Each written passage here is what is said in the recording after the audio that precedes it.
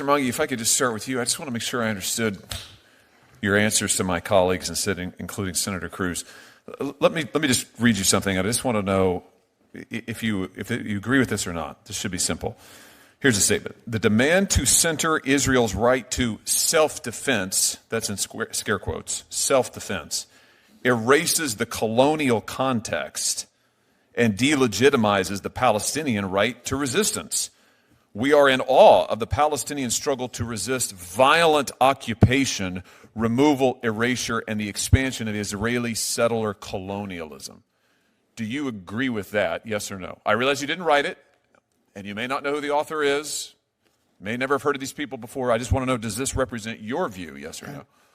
Senator, any attempt to justify what happened on October 7th, I have absolutely no... Well, that's not the context here. This is talking about any discussion of Israel's right to self-defense erases the colonial context. It's calling Israel a colonial state. So could we just answer my question? Do you agree with this, yes or no? Senator, I don't claim to be an expert on the Middle East. I don't have the historic or regional expertise. That sounds like a maybe. That's a maybe? Maybe you agree? Can we get a yes or a no?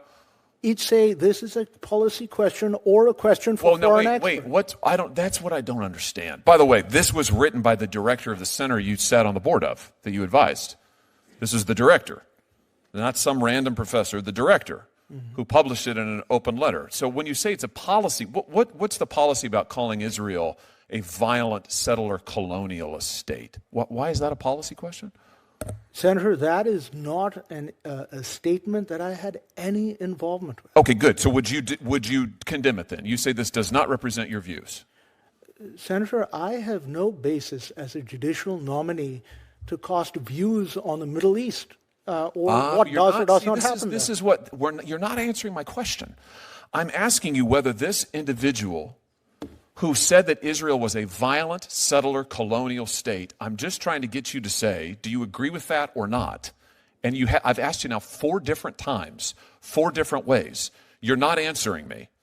Why is that? Why can't you just say, no, I don't agree with this? Let's try again.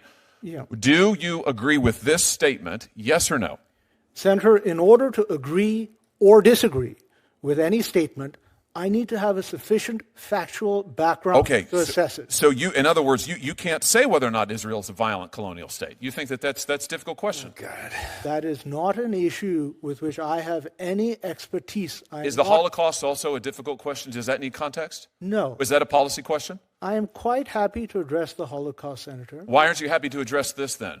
Why is it that an individual in the center that you directed who calls Israel a violent colonialist state, those are racist comments, why can't you condemn that? I don't understand it. You won't answer my questions, you won't answer Senator Cruz's questions, you wouldn't answer Senator Kennedy's questions. I don't understand why this is complicated.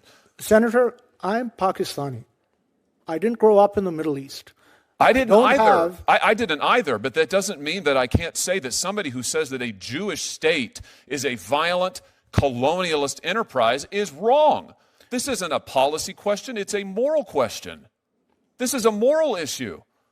Senator, I am not in a position to make any policy pronouncements about actions in the Middle East. Does Israel have a right to exist? Yes. Should American Jews be safe in their homes and on their campuses?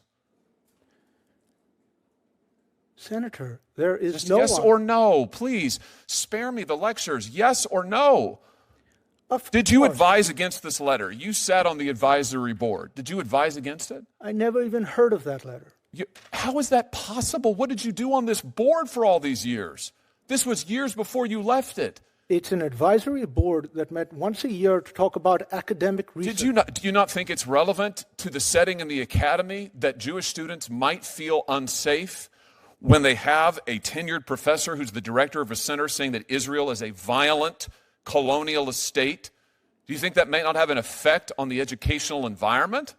Senator, I abhor. But you didn't care to look into it? May I respond? But I've heard your answers, and they're all move over here, look over here. You're not answering any of my questions. And I can't figure out why. I can't figure out why you won't just say that this was wrong. So you didn't advise against it. You didn't condemn it. You didn't look into the center's activities. Do you regret that? Do you regret not at the time taking a moral stand against these frankly racist condemnations of Jewish Americans, Jewish people in the state of Israel? Do you think it was wrong for you to be silent? Senator, I didn't know anything about it. Why didn't you? Didn't you have a moral obligation to know about a center that you sat on the board of for years, whose director was calling Jewish people colonialist, violent settlers? Do you not have a moral obligation to know and say something? That is not the function of an academic advisory board, but I abhor. But it is the function of a responsible jurist and a responsible citizen. And I would just suggest to you that you failed it. And your inability to just say, this was wrong, this shouldn't have been said, this kind of language and rhetoric is what has led directly to Jewish American students now being called out on campuses, in classrooms, told to stand up and go and stand in a corner because they need to feel what it's like to be colonized. I'm sure you've seen the reports of this happening across the country. This is happening now. Senator, your time's expired.